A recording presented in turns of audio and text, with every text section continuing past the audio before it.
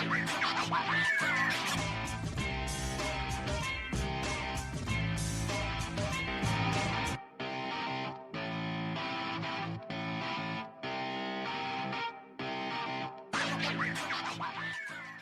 views and opinions expressed in this podcast by the host and or the guest do not necessarily reflect the views of the host and or Paranormal Buzz Radio and or its sponsors. Use of any material produced by Paranormal Buzz Radio without express written consent is prohibited. Paranormal Buzz Radio will not be held responsible for you holding your knees, crying, and rocking in a corner in a puddle of your own urine, or being beheaded by a group of children in a cornfield. In fact, if you come across a group of children in a cornfield, we promise to make fun of you as you run away screaming in terror.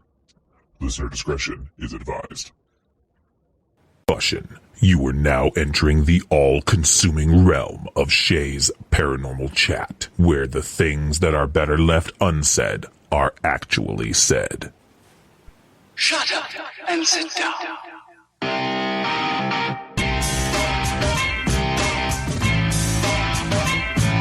You're listening to Shay's Paranormal Chat. Paranormal podcasting done Shay's way. Tons of fun. Dude, seriously? A bit sarcastic. Hashtag investigator, not hunter. But always real. Hashtag data, not evidence.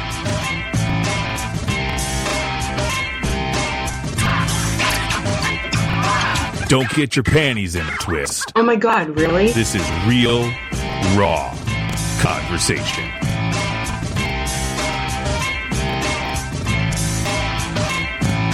Ladies and gentlemen, welcome to the show.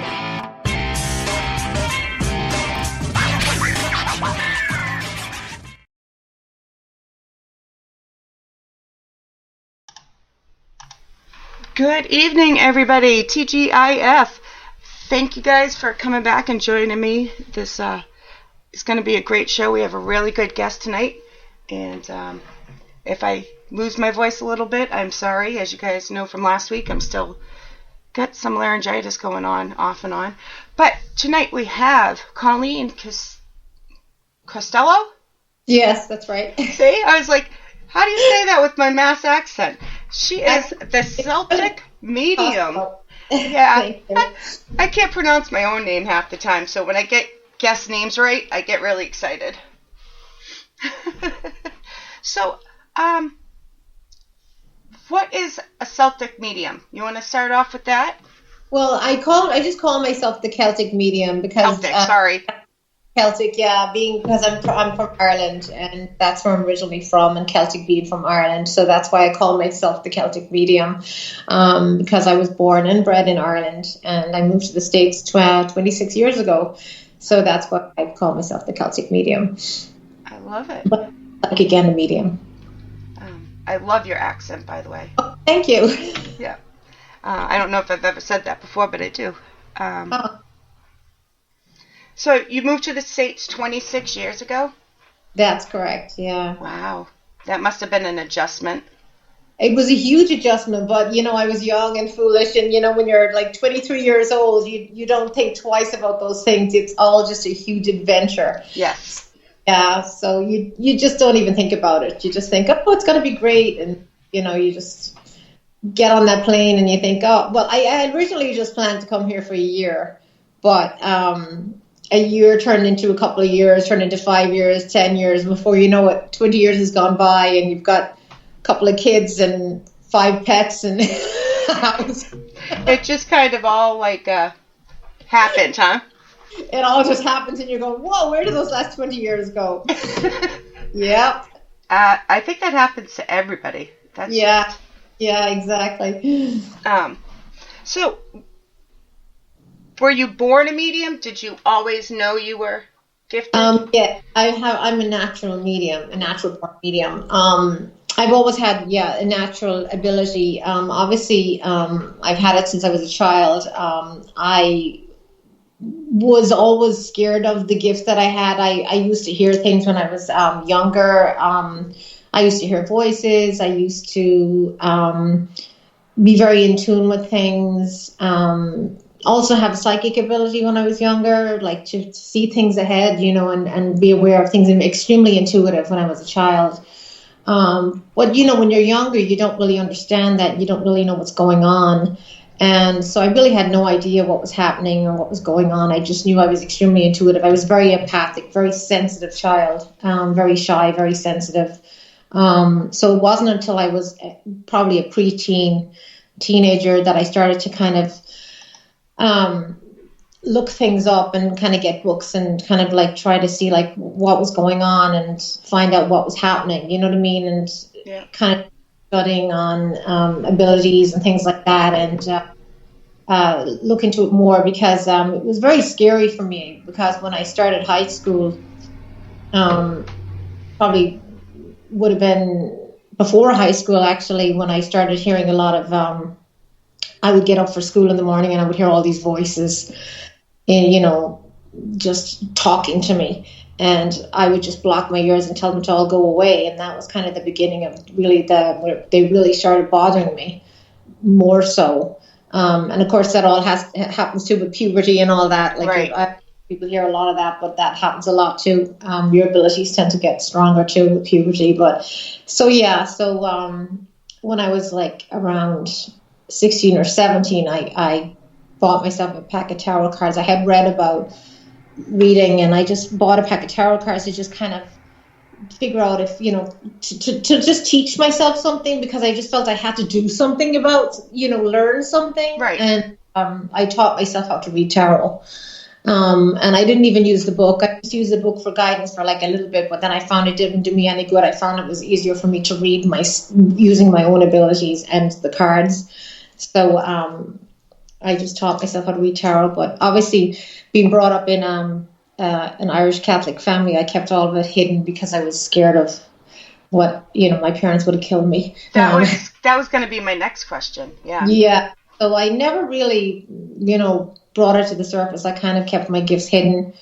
And then it was only when I started college that I started kind of, telling a couple of friends, and then they were like, oh, read mine, read my cards for fun. And I would read some friends, and they'd come back to me all freaked out because things I would tell them would come true. And, so then it kind of became like a kind of a fun thing to, to read my friends' cards and on lunch and break and for parties, and you know what I mean? Like, it was just kind of a fun thing. But so that's kind of how it all started out, and just went on from there. That can be a very lonely childhood, not being able to tell anybody. Yeah, it actually, it wasn't just childhood. It went on for probably way into my adulthood that I never told anybody. I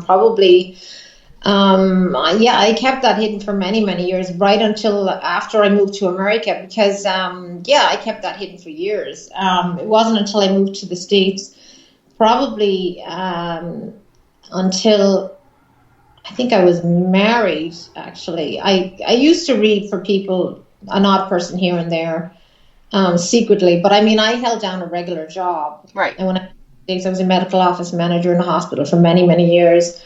And I went to college, got my degree in business, and did the regular things that most people do. But it wasn't until I had a near-death experience. I had bought my first house, and in 2001, where I had a near-death experience. I had a really bad accident, and I had a near-death experience. I almost died, and I had an experience with Archangel Michael. Now, I had I'd always been very religious, obviously being brought up in a religious family, but I'd never really paid a lot of attention to the angels. I'd never really been like a huge angel person. I was just a religious person. And what I experienced with Archangel Michael during my near-death experience, he told me that I had to use my gifts, and I had to bring awareness to other people that the angels were real, and that I had to use my gifts, and I had to let other people know about the angels and all these types of things. And obviously, after that happened, I was kind of like saying, did this really happen? Was it really real? But it was real. I mean, I knew it was real. And then I was like, I can't tell anybody about this either, because they'll think I'm crazy. But after that, I started getting all these different signs from the angels, and seeing all these double-digit, triple-digit numbers, and getting all these different things happening to me, and my abilities suddenly got way, way stronger, to the point that I just felt that I had to do something about it. So I started doing more reading and studying mediumship more. And then I started a Facebook page called The Angelic Spirit. And The Angelic Spirit I started was just to basically, wasn't to do readings. It was just to tell people that angels were real. And it was all about angels. And I felt so compelled after my near-death experience to share this message that what had happened to me. And that was basically what I did. And not long after that, there was people that, you know how people do local psychic fairs around the area all the time. And I had, there was a psychic fair in the area, and there was a local sign saying they were looking for psychics.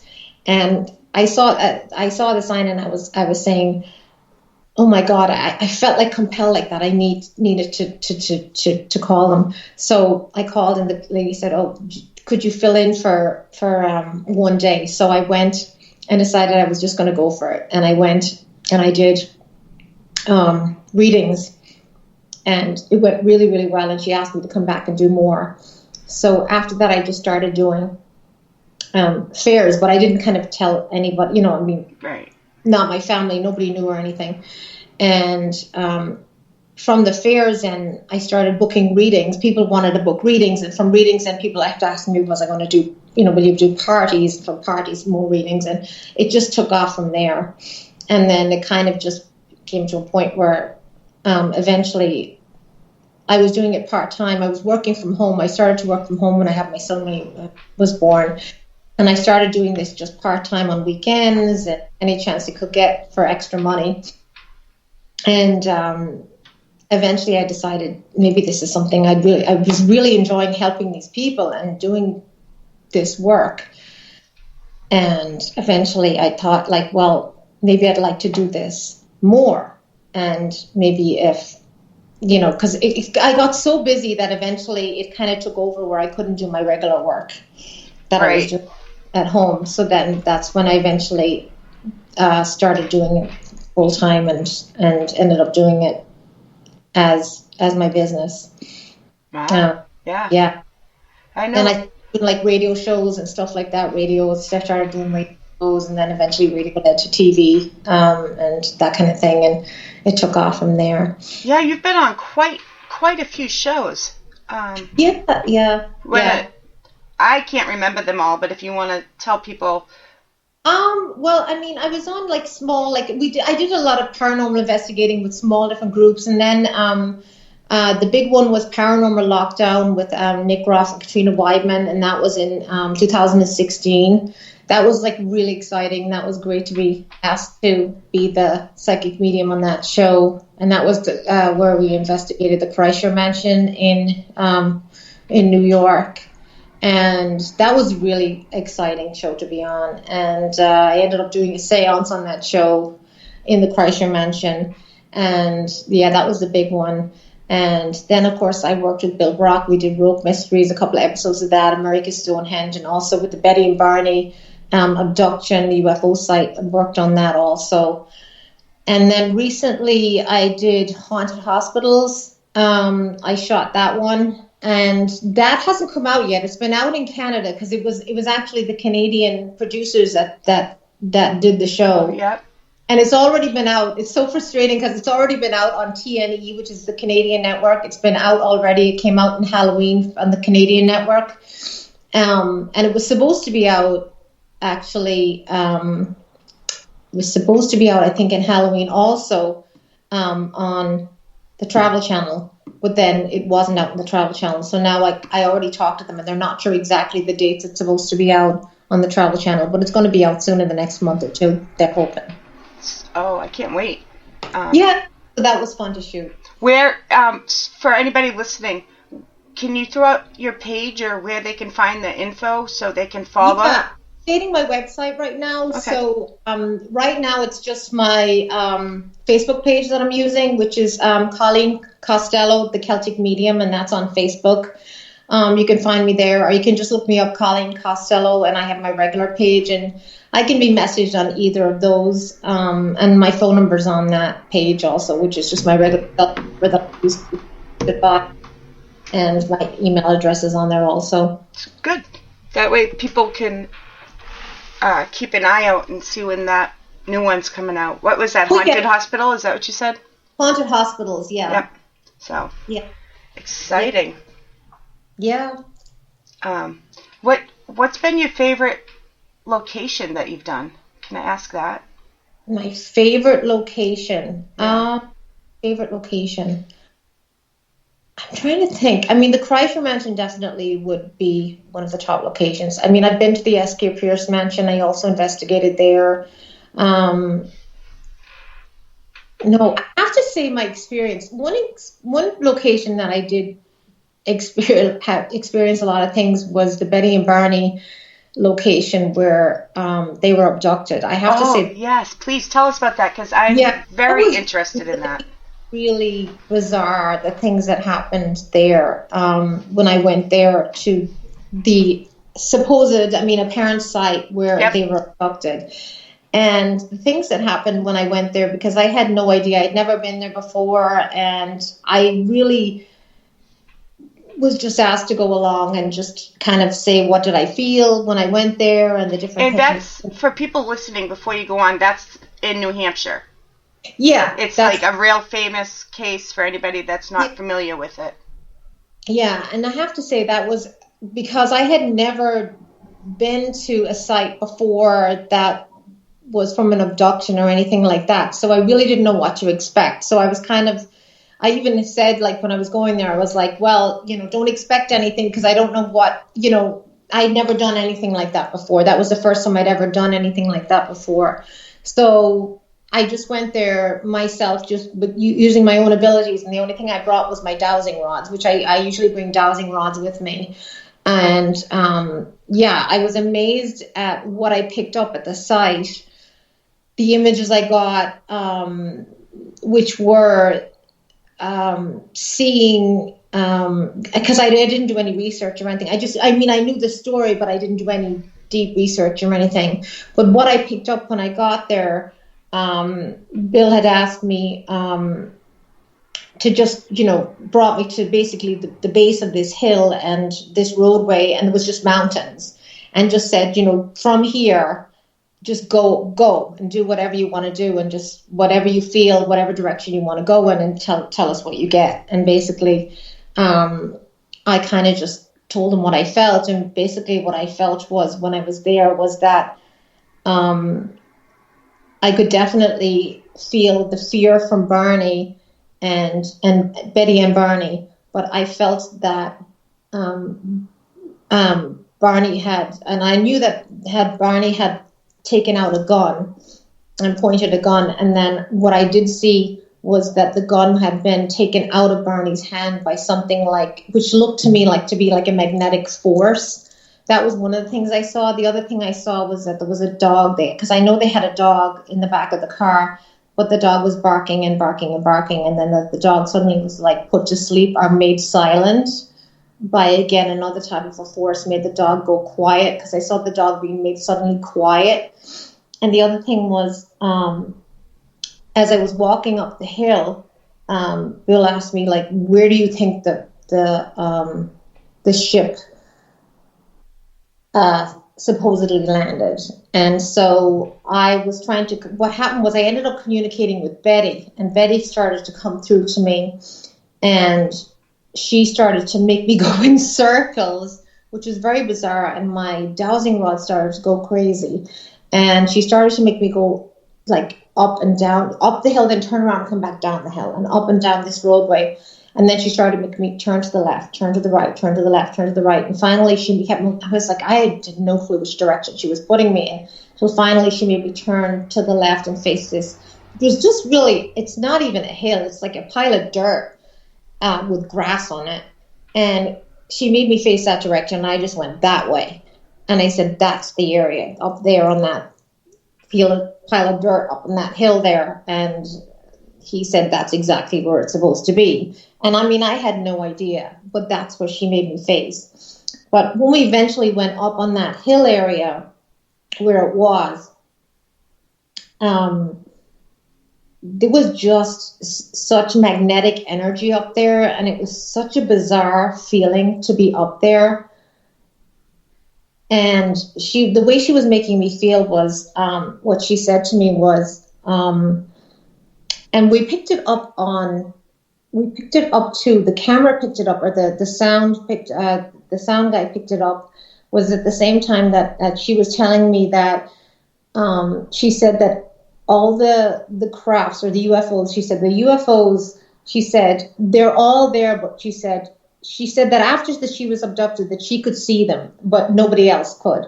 And she said that they're always there, they're always in the sky, and they're always there, and that we just can't see them. And when she told me that, it was like my dowsing rod just did this spin over to like a section of like these bushes, and then there was this like loud buzzing sound that went on. That we didn't hear it until afterwards, after we went over the footage.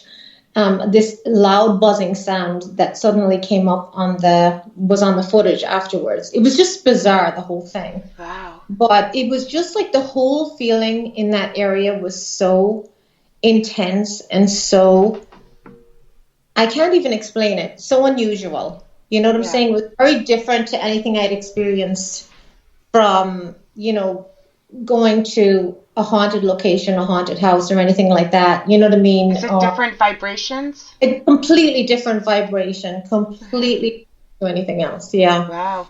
Really, really something that, I won't forget. Yeah. So you couldn't.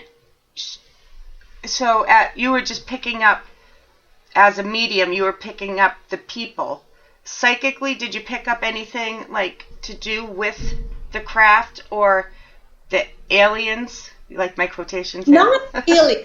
Mostly picking up what Betty was telling me, and then the residual energy or the energy from the location. Yeah. Okay. So that really, and anything that she was showing me, like picking up the fear, picking up the energy, picking up the residual energy from what happened there, and then from what she was telling me was happening or had happened.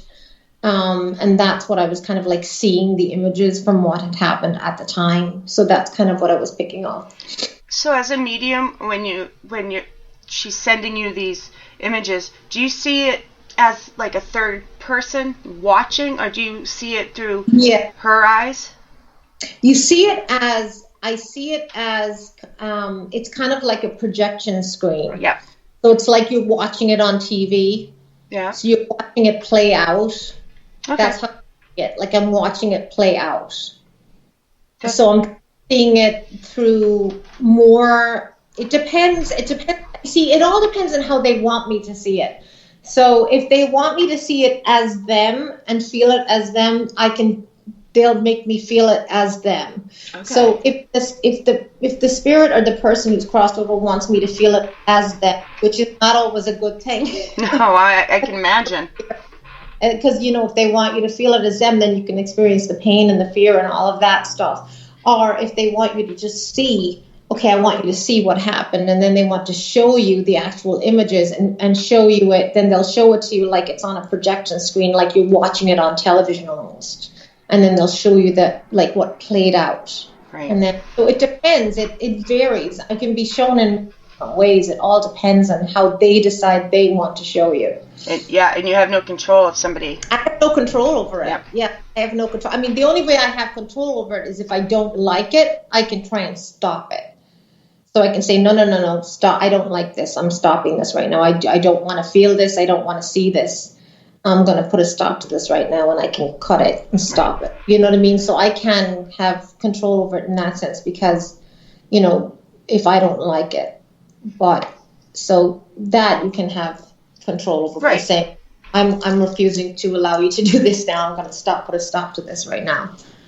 So yeah, you can do that. But is that is that something you can teach people to do or have advice on? And I have taught mediumship. Yeah, I do teach mediumship. I'm not teaching classes at the moment, but I have taught mediumship in the past. I am a teacher of mediumship, and I do teach people how to control it because it takes a long. I mean, I can control it now. it took me many years to learn how to control it, because it can be controlled. It's something that you can, people say, can you turn it on? Can you turn it off? Yes, you can. Originally, I used to go out, and I used to hate going out in crowded places. I used to hate, I would never go to a mall. I hated going to a mall because I would go to a mall and I would feel all this energy and it was too intense.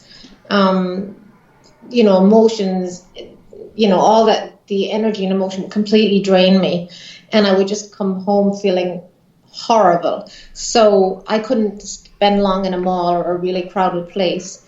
And it was really hard when I was younger because it was very overwhelming. And I think that's why you'll find a lot of people who have abilities tend to be very emotional, children or, adolescents, teenagers. They get very overwhelmed very easily because they don't know how to control it. They don't know how to deal with it.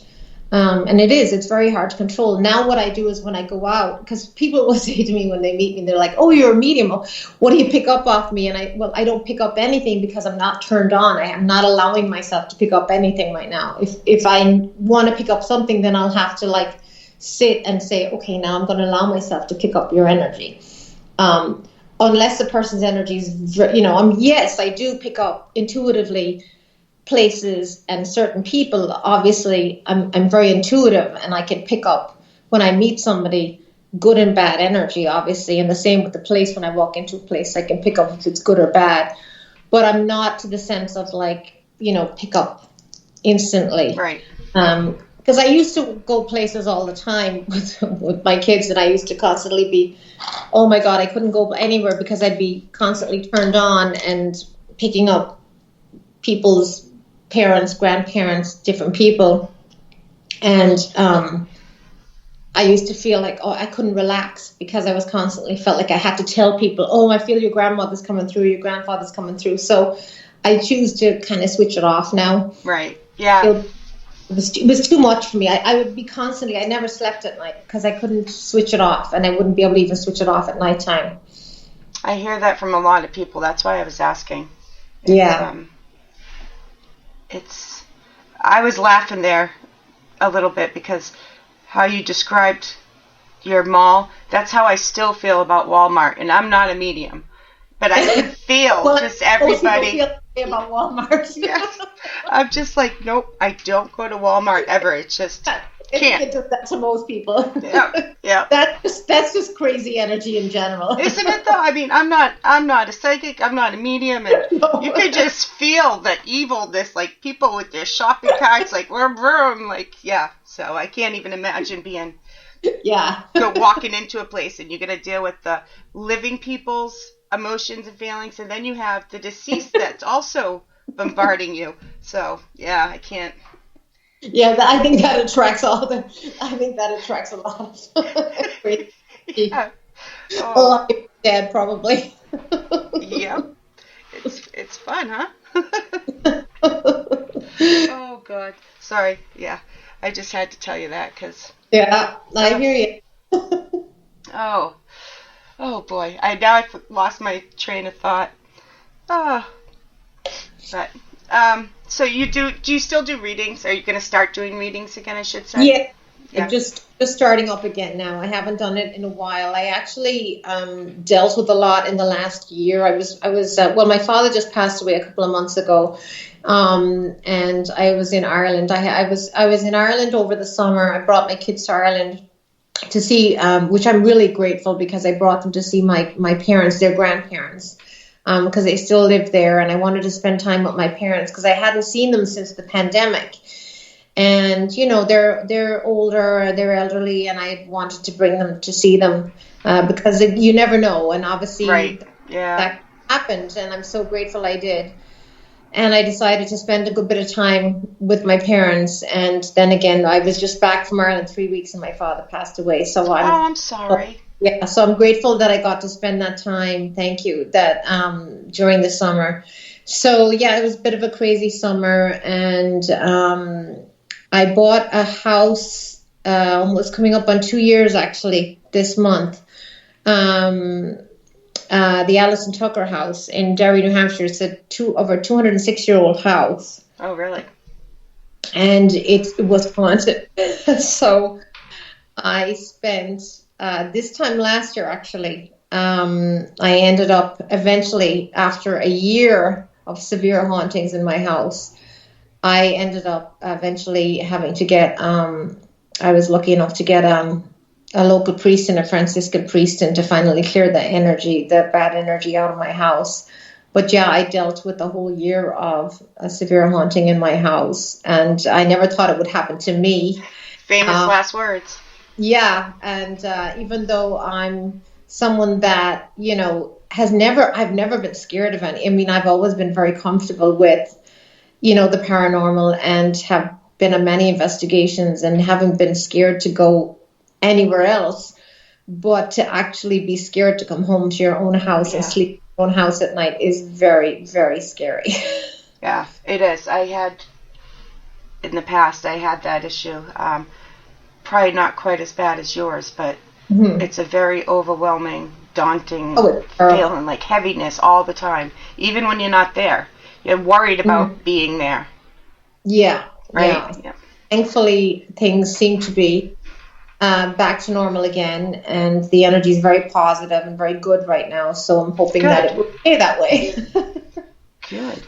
I'm actually grew up down by where we're not too far away. We're like an hour and 20 minutes apart. I'm by Sunapee, New Hampshire. Oh, okay. But I grew up right down in that area. I bounced back and forth between the Mass Line and Hampstead, New Hampshire.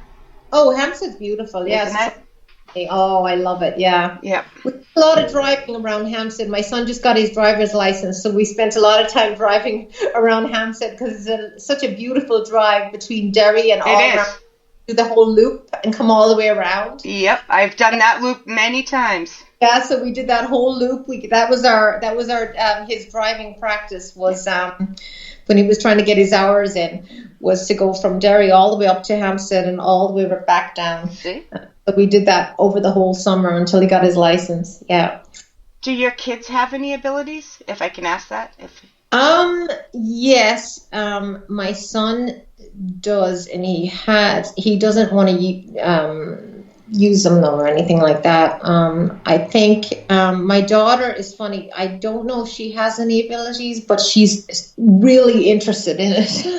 So she wants to learn everything about it. She is so obsessed with, she loves she just loves all that. She just loves everything spiritual. Like she just loves to use, she loves the angel cards. She loves to use play with the dowsing rods. You know what I mean? She is just loves everything like that. She just is fascinated. She loves to watch the paranormal shows on TV.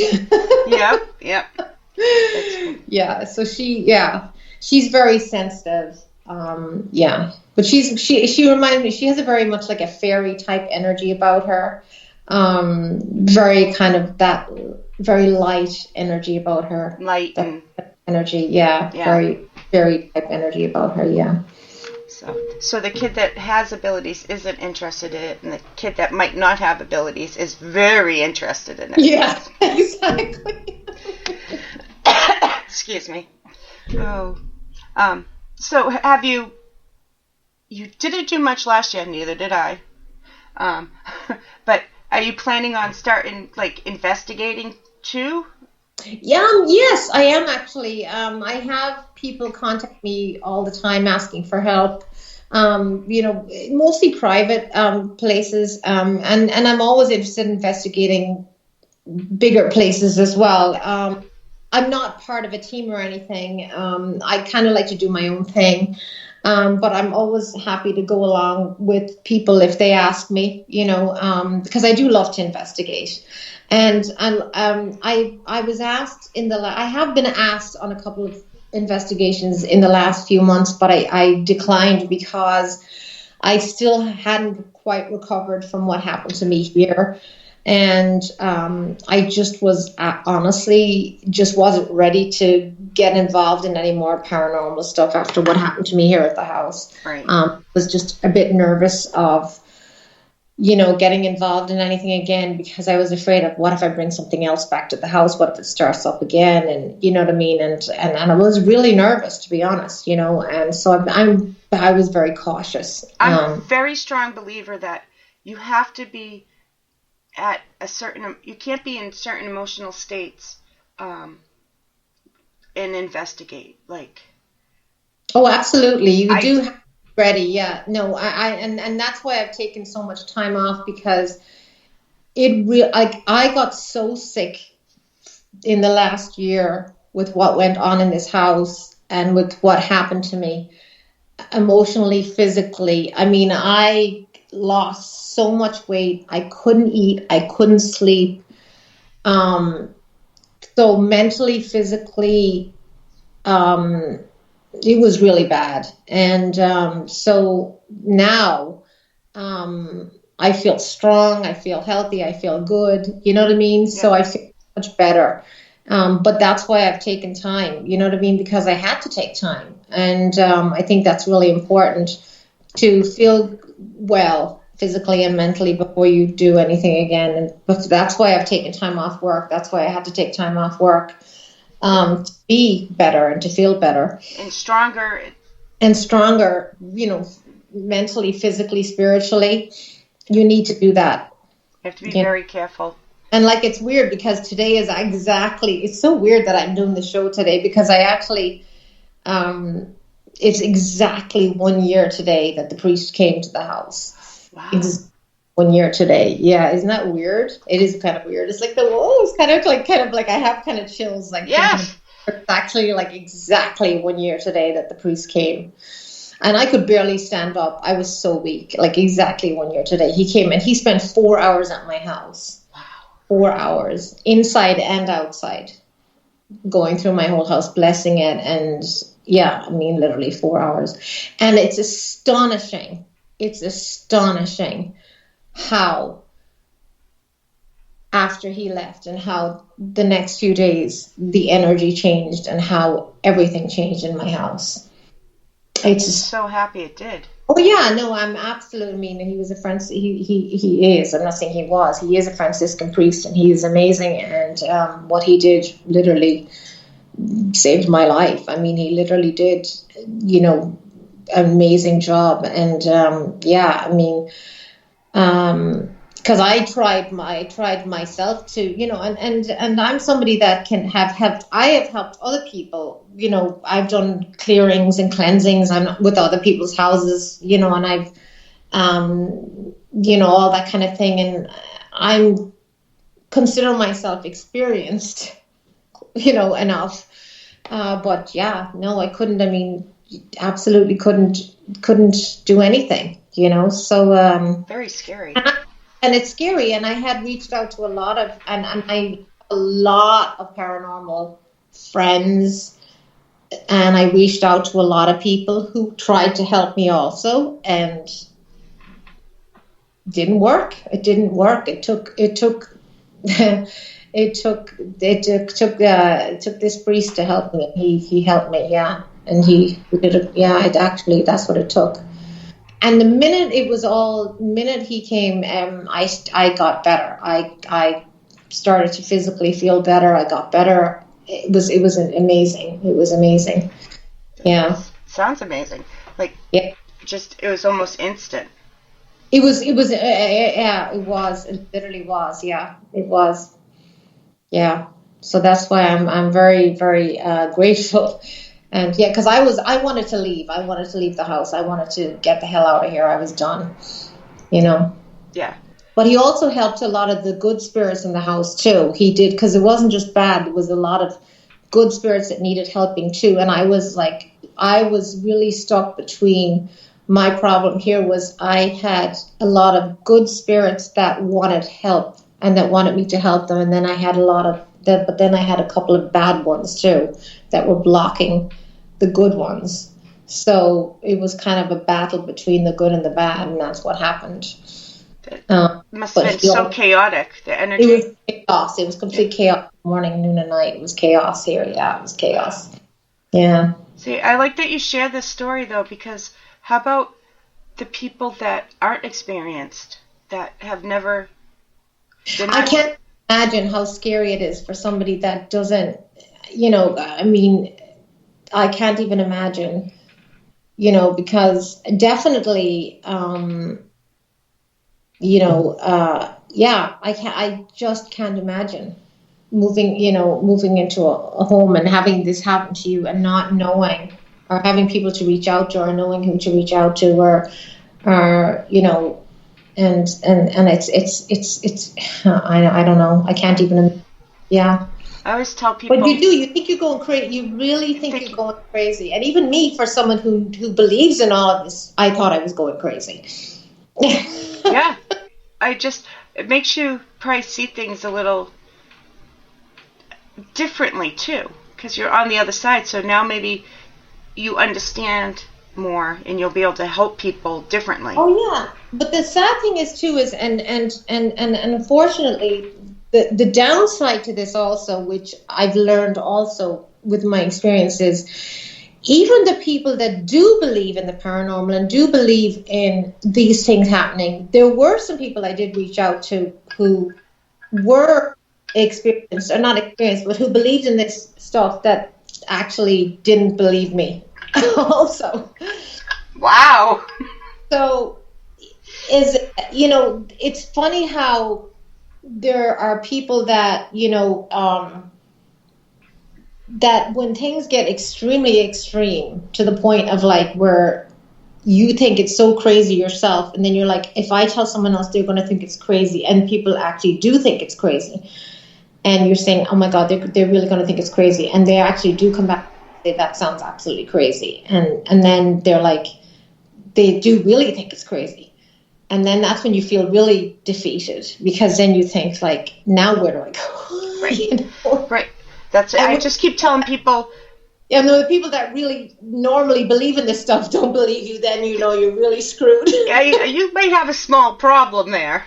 Yeah. It just goes to show you that it does happen to, it can happen to anybody. And you just got to keep, if one team doesn't work, do another team. You got to find the right fit for you. It's like for getting a second opinion, isn't it? But yes. God is the one to trust. Yeah. That's it. Get the priest. God is your guide. God is the one at the end of the day, let me tell you, because that's the one that won't let you down. He didn't think you were crazy. Nope. See?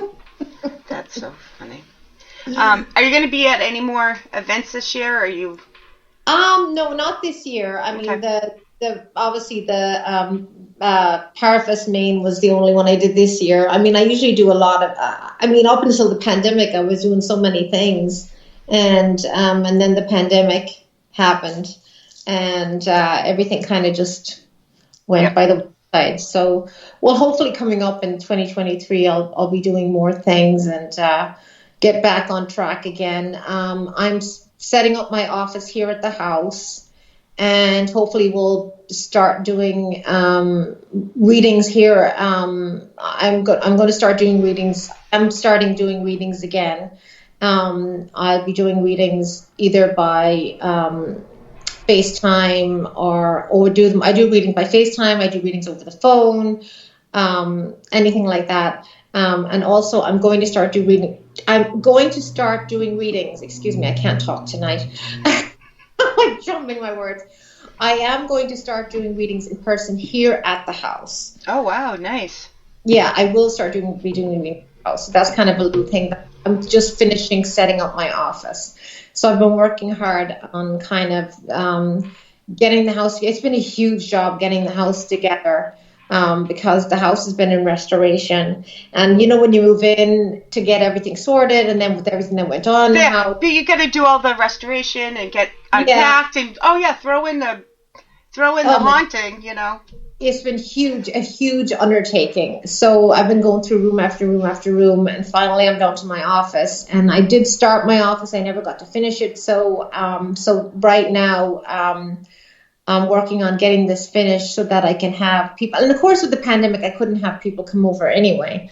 But now I'm going to start having people come to the house to do readings, which I think will be kind of nice, and also maybe do a couple of little events here at the house too. So that's kind of what I'm planning.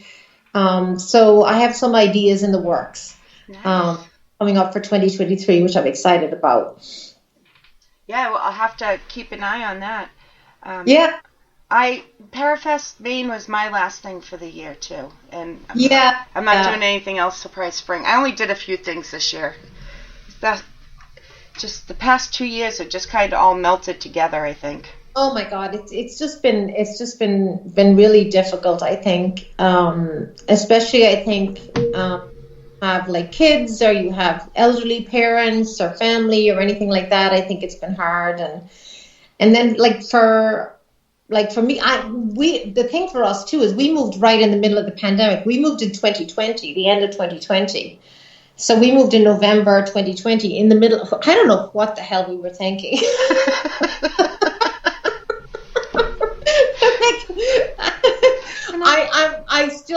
I think the house called us. I think the house tricked you. It did. I swear to God, it really did. Sounds it to me.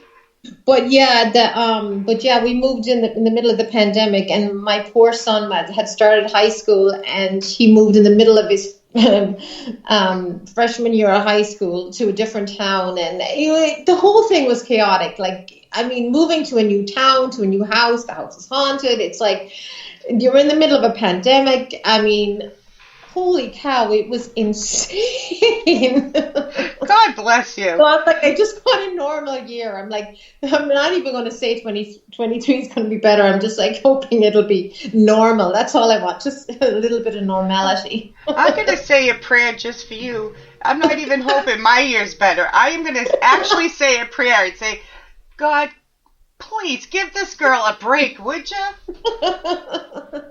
Thanks. Oh, all right. So we're getting ready to wrap up. You'll have to come back because I have a feeling you have a lot of stories you could share. Oh, I would love to. Yes. You want to throw out where people can find you again, just in case they missed it? The best way, again, is just, you can find me on Facebook. I'm always on Facebook. Is Colleen Costello, or Costello, the Celtic Medium. That's where I am. That's my Facebook page. And also, you can just text, if you want to book a reading, you can text me at 603-508-2475. That's the best way to just text me. I usually have my phone with me. Sorry if I'm bad at getting back to people. It's been a bit crazy, but I'll definitely be better in the new year, because I plan on setting up some kind of a schedule for readings. And like I said, hopefully we'll start doing readings in person here at the house and get that going. And there's going to be some changes, so that'll be exciting. I have a lot of things planned, like I said, for the new year, which will hopefully work out. Sounds better. Very exciting. I can't wait to see everything that you're going to be doing. It sounds great. Yeah, hopefully. Yeah. I don't want to say too much because I don't want to jinx myself. Nope. No jinxing. But yeah, definitely. I'll have to have you back. This is the first time you're on. It's always like kind of an introduction for people. Yeah. But thank you so much for having me. Yeah, definitely. And okay, guys. So we are off next Friday because of Thanksgiving. My daughter's coming home. Oh, nice. Where is she? She's my youngest daughter's at UNH in Durham, New Hampshire. Oh, nice. She's a senior, yeah. So does she like it there? Yep. Well, yeah, she's graduating from there, so she loves it. It's a great school. So yeah, I'm looking into that. It's one of the places I'm looking into for my son too. Yeah. All right, hold on one second. All right, guys, good night, and I will talk to you guys soon. And thank you for listening.